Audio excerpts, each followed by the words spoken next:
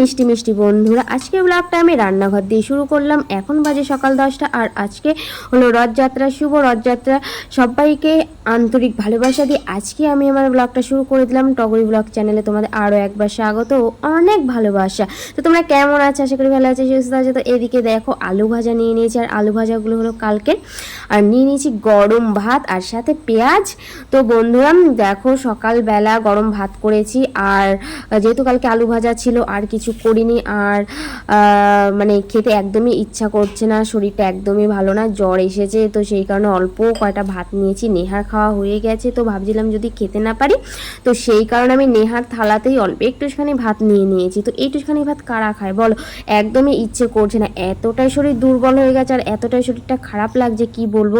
আর জ্বর এসেছে, তো সেই কারণে ভিডিওগুলো না ঠিক ভাবে তোমাদের কাছে পৌঁছচ্ছে না। ভিডিও শ্যুট করা আছে বাট এডিটিংয়ের জন্য আপলোড করা হচ্ছে না, তোমাদের কাছে পৌঁছাচ্ছে না। যেহেতু আমাদের ডেইলি ব্লগ প্রতিদিন কিন্তু ভিডিও আপলোড দিতে হয়, কিন্তু কি করব বন্ধুরা, শারীরিক দিক থেকে যদি ভালো না থাকে কি করে দেব। তো যাই হোক, ওইদিকে খাওয়া দাওয়া করে চলে আসলাম বাইরে। তো আজকের আবহাওয়াটা একটু খারাপ আছে, মানে সেরকম ভালোও বলবো না খারাপও বলবো না। কিছুক্ষণ আগে বৃষ্টি হয়ে গেল আর এখন আবার রোদ উঠেছে। তো সেই কারণে জামা কাপড়গুলো এই শরীর খারাপ নিয়েই আমি ধুয়ে দিলাম, কিছু করার নেই, নোংরা হয়ে গেছে। আর গরমকালে কিন্তু জামা কাপড় একটু বেশি নোংরা হয়, একদিন পরতে না পরতে কিন্তু ধুয়ে দিতে হয়। আর তার সাথে দেখো এই বিছানার চাদরগুলো অনেক দিন আগেই তুলে রেখেছিলাম, তো মানে তুলে ব্যবহার করা তোলা ছিল কিন্তু ধোয়া হয়নি। তো আজকে আমি ধুয়ে দিলাম, আর সময় নেই যেহেতু, আর বললামই তো হাতের কাজ নিয়ে শরীরের অবস্থা ভালো নেই। আর এখন তো আকাশের ওয়েদারও ভালো না, যখন তখন বৃষ্টি হচ্ছে, যখন তখন রোদ উঠছে। তো সেইটা ভেবে ধোয়া হয়নি, তো বাধ্য হয়ে আজকে ধুয়ে দিলাম। তো বন্ধুরা তোমরা ভিডিওটাকে স্কিপ না করে কন্টিনিউ করতে থাকো, আর আমি ঝটপট করে জামা কাপড়গুলো মেলে নিই, তারপর আবার ফিরে আসছি তোমাদের সাথে। তোমরা ভিডিওটা পুরোটা দেখতে থাকো।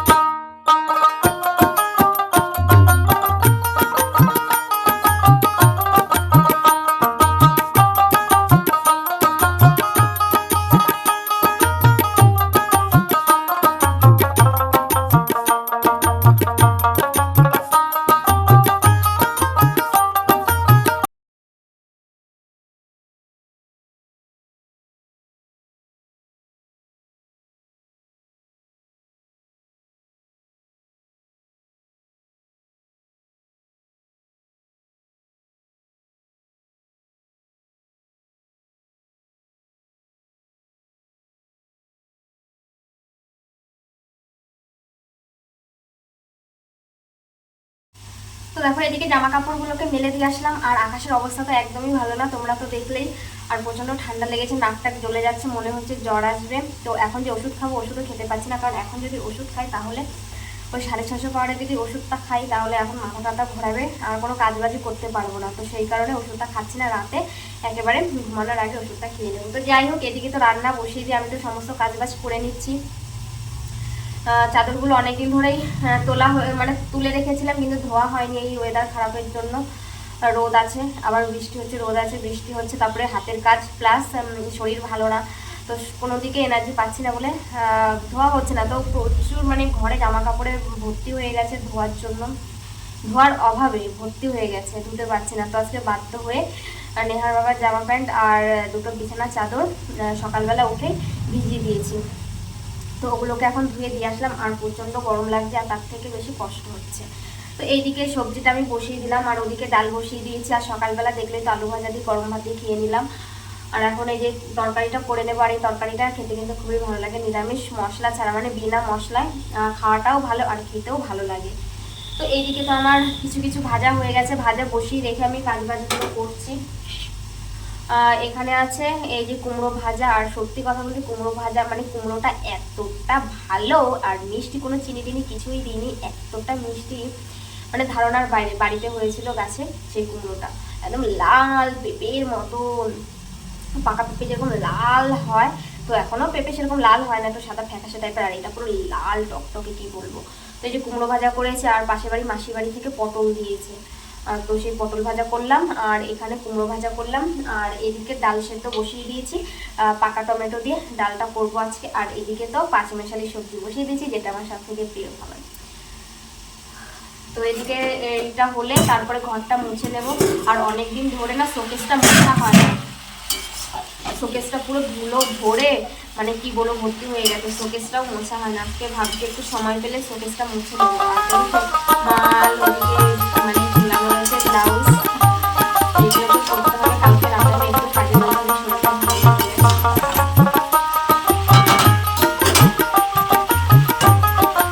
রান্নাটা হয়ে গেলে তারপরে যাবো ঘরটা মুছতে, ঘর মুছে আজকে ভাবছি মাথাটা ঘুরবো।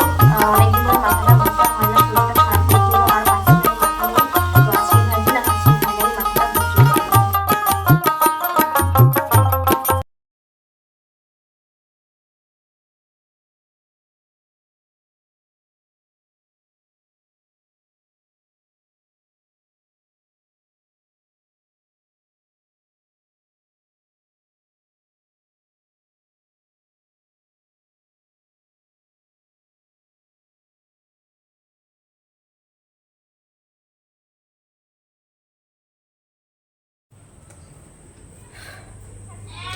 তো বন্ধুরা, এই স্নান করে ঘরে ঢুকে পড়লাম, আর মাথাটা এখনও আঁচড়ায়নি, চুলটা একদমই ভিজে, তো ভিজে চুলে সিঁদুর পরলাম না, মুখটা খালি খালি লাগছে বলে তাই টিপটা পরে নিলাম। কেমন একটা লাগছে, কানের নেই, টিপ নেই, সিঁদুর টিঁদুর নেই, তাই কি করলাম। আর ভিজে চুলে তো সিঁদুর দিতে নেই শুনেছি, তো সেই কারণে টিপটা পরে নিলাম। আর বাইরে এতটা মেঘ করেছে, অন্ধকার করে আছে। জামা কাপড়গুলো ধুয়ে দিয়েছি, জামা কাপড় বলতে কি শুধু বিছানার দুটো চাদর আর নেহার বাবার জামা ধুয়ে দিয়েছি। তো এখনও খাওয়া দাওয়া হয়নি, নেহার বাবা গেছে গ্যারেজে, তো গ্যারেজ ভেবেছিলাম যে 3টের আগে হয়তো চলে আসবে, কিন্তু এখন আবার ফোন করলো যে আসতে দেরি হবে, আর এখন 4টে বেজে গেছে, এখনও খাইনি। নেহার বাবার জন্য এতক্ষণ অপেক্ষা করে থাকতে থাকতে এখন অবশেষে ফোন আসলো যে ওর আসতে দেরি হবে, আমাকে খেয়ে নিতে বললো। আর নেহার তো আগেই খাইয়ে দিয়েছি, তো খেতে বসার আগে আমাকে মনে হচ্ছে তুলে নিয়ে আসতে হবে চাদর টাদরগুলো, তা না হলে খেতে বসলেই ঝমঝমে বৃষ্টি হবে, এঁঠো হাতে পারবো না তাড়াতাড়ি তুলতে। আর আজকে ইচ্ছে ছিল যে একটু রথের মেলায় যাবো, আজকে রথ, রবিবার আজকে রথ, তো রথে সবাইকে শুভেচ্ছা, এটা আমার আগে জানানো উচিত ছিল। তো এখনও খাওয়া দাওয়া হয়নি, প্রচণ্ড পরিমাণে খিদে পেয়েছে। আর আজকে মাথা টাথা ঘুষেছি, বাথরুমটা একটু পরিষ্কার করেছি। তো ওইদিকে দেখো কি মেঘ করেছে আবার, দেখেছো আজকে সকাল থেকেই শুধু মেঘ আর বৃষ্টি, মেঘ আর বৃষ্টি সকাল থেকেই। তো জামা কাপড়গুলো তুলে চলে আসলাম খেতে, আর ভীষণ খিদে পেয়েছে তোমাদেরকে বললাম। তো দেখো খেতে বসে পড়েছি। আর আজকে কি কি রান্না করেছি, এই যে পটল ভাজা করেছি, কুমড়ো ভাজা করেছি, আর পাঁচমেশালি পুঁই শাক দিয়ে, বাড়ির ডাঁটা দিয়ে, আলু দিয়ে, পটল দিয়ে, কুমড়ো দিয়ে একটা তরকারি করেছি, এই মাছি, আর করেছি টমেটো দিয়ে ডাল।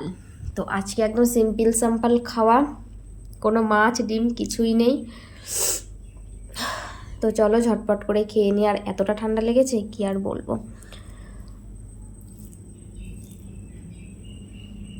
আর আজকে যেহেতু রথযাত্রা, ভিডিও শুরুতেই তোমাদেরকে বললাম, তো দেখো বিকেল বেলায় কিন্তু রথ নিয়ে কিন্তু পাড়ার ছেলে বউরা, মানে ছেলে পেলে, তারপরে কাকিমা বৌদিরা সব কিন্তু বেরিয়ে পড়েছে। আর আমি যেহেতু ধরবো না, শরীরটা ভালো না, তো নেহাকে বললাম নেহা একটু টানো, কারণ রথের দড়ি একটু টানতে হয়।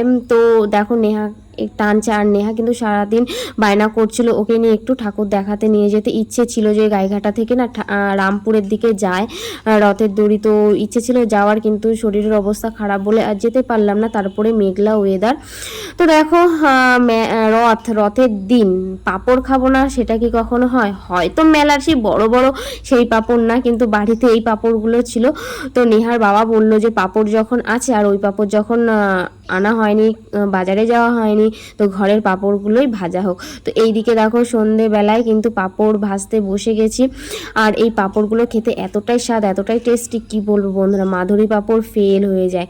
তো এদিকে দেখো এক এক করে কিন্তু আমি ভেজে নিয়েছি কালারিং পাঁপড়গুলো। আর এই পাঁপড়গুলো অনেক দিন থেকেই আনা হয়েছে, একটু রোদে দিলে ভালো হতো, যেহেতু বৃষ্টির ওয়েদার, নরম ওয়েদারে না পাঁপড়গুলো নরম হয়ে গেছে।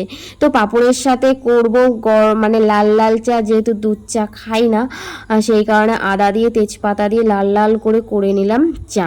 ওইদিকে নেহার বাবাকে দিয়ে দিচ্ছি, আমরাও নিয়ে বসবো।